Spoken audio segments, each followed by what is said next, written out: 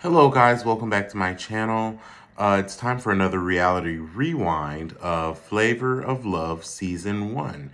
If you're not already subscribed to the channel, I encourage you to do so by clicking the subscribe button and the notification bell so you can get updates for when I upload videos like this and more.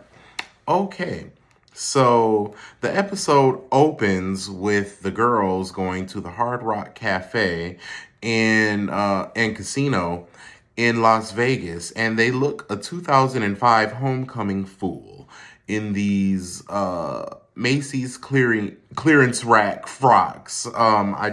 It's not given, but you know the 2000s were low key a very terrible era for fashion. It was really just a make the best of it, kind of era. I wore business casual attire. I bypassed the majority of that foolishness by just wearing like button up shirts and vests and ties and slacks and dress shoes. I bypassed that foolishness. If you see any pictures of me from that era, I will be in business casual attire. I did not want no part of that foolishness. Okay, so anyways, enough about me.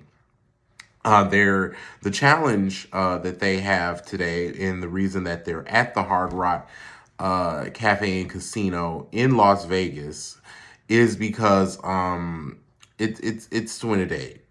The prize is always a motherfucking date. So the challenge is each of the girls are given $100, and they are to see how much money they can make off of that $100 in 10 minutes by playing roulette, and whoever the winner is wins a date with Flav. So the girls are like, okay. So let's see, how did that challenge go? New York actually won $465, and the rest of the girls won nothing. Hoops is definitely giving me mask for mask vibes. So if anybody knew how to play, it was her. Everybody else won nothing, and I think that was on motherfucking purpose. I think they said this is actually one challenge we can bypass if we just play the ditzy girl role. Oh my god! Oh no! I don't know how to do this. Flav. Yeah, I think they blew it on purpose, and they say, "Yeah, New York girl, you can have him, honey. You can have him for the night. I want the night off from that. I don't want that in my face." And I don't blame them. I would have blew the game too. So, the while they were playing the game, though, everybody was like fake rooting for Pumpkin because they saw New York winning and because they hated her so much. They're just like, "Yeah, Pumpkin girl, do it," and she didn't win nothing. She didn't win nothing, and I know it was on purpose. Um, New York said, I know they felt like shit because I won. And I'm glad that they did. They deserve that. I want that for them. An icon. So, meanwhile, the girls had to find something to do with themselves while New York went on her date. And they went across the street to the strip club. And instead of having the girls at the strip club dance for them, they danced for themselves. I literally hate that for them. So meanwhile, New York and Flav exchanged DNA at their dinner table for 8 minutes and 27 seconds. You know what? This lady should have been a damn EGOT because she gonna say, Flav, I love you.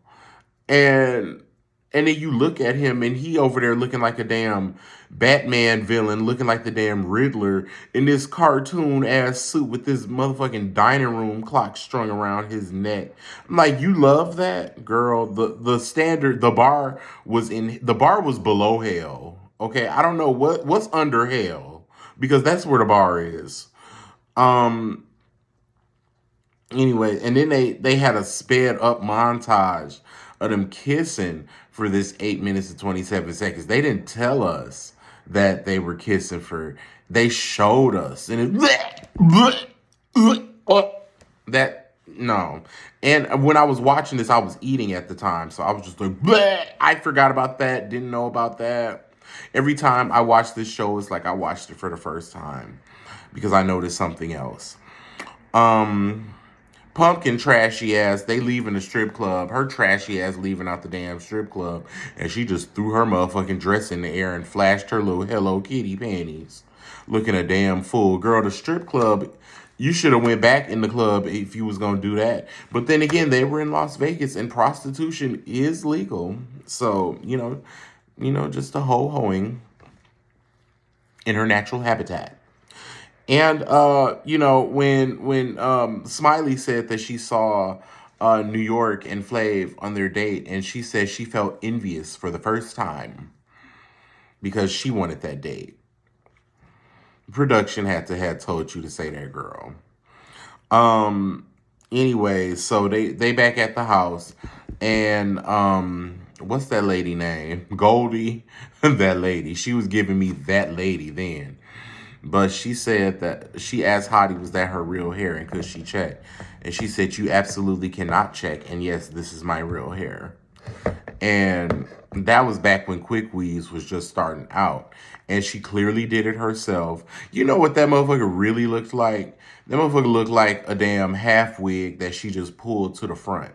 Because the way it was just so stiff and it stuck out in the back. And then it was just holding on for, the motherfucker looked like a damn hat. Like she just have it hanging on a coat hook by the door, and then she just pop it on her head before she run out the door to do her errands for the day. That's what her hair gave. A hat.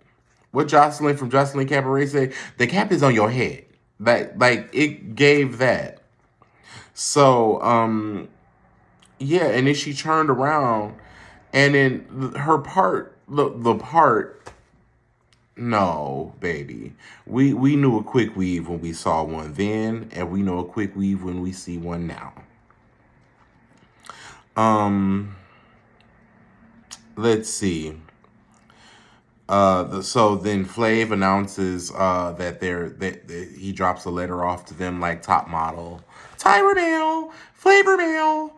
That they have a 5 senses challenge coming up, and that you have to stimulate 5 of Flav's senses. So basically, make him horny. So there's a smell challenge. He's going around sniffing the girls. He said Hottie smells like mushrooms, and I believe that. He said someone smelled like broccoli and hot wings and all these different foolish things. So then we go on to the taste test, and trashy ass Pumpkin pop out one of her fun bags and pop that motherfucker in his mouth, and he looked less than enthused. Smiley just went on and gave him her tongue to taste. And New York gave him her forehead. But I mean, I guess since, she had already, kissed the man, tongue kissed the man for 8 minutes and 27 seconds at the dinner. He done already tasted everything he could taste, unless she stood up and pulled the panties to the side and gave him the ussy. I mean, what else you want to taste? Because, 8 minutes and 27 seconds, that is a long time to be kissing.